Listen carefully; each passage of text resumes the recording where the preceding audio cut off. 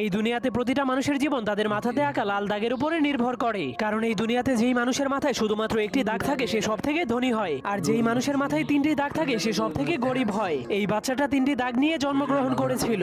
এরপর সে ধীরে ধীরে বড় হওয়ার পর সে দেখতে পায় তাকে শুধু গরিব মানুষের সাথেই থাকতে হয়, আর যাদের মাথায় দুইটি দাগ আছে তাদের গোলামি করতে হয়। এমনকি তাকে দুই দাগওয়ালা মানুষের জন্য সারাদিনই কাজ করতে হয়, যার ফলে দুই দাগওয়ালা মানুষের বাচ্চারা তাকে মারলেও সে কিছুই বলতে পারতো না। এজন্য সে একদিন লুকিয়ে লুকিয়ে তার কপালের একটা দাগকে মুছে ফেলে। এরপর কাউকে কিছু না বলেই লুকিয়ে লুকিয়ে দুই দাগওয়ালা মানুষের রুমের মধ্যে চলে যায়। কিন্তু সে ভিতরে যাওয়ার পর দেখতে পায় সব দুই দাগওয়ালা মানুষের এক দাগওয়ালা মানুষের একদমই চাকরের মতো সেবা করছে, যা দেখার পর সে অনেক অবাক হয়ে যায়। এরপর সে বুদ্ধি খাটিয়ে তার আরেকটা দাগকেও মুছে ফেলে। কিন্তু যখন দুই দাগওয়ালা মানুষেরা দেখতে পায় তার কপালে এক দাগ, তখন তারাও তার সেবা করতে শুরু করে দেয়। তখন সে জীবনের প্রথমবার এত সম্মান পেয়ে অনেক খুশি হয়ে যায়। কিন্তু তখনই হঠাৎ করে উপর থেকে একটা মেশিন চলে আসে।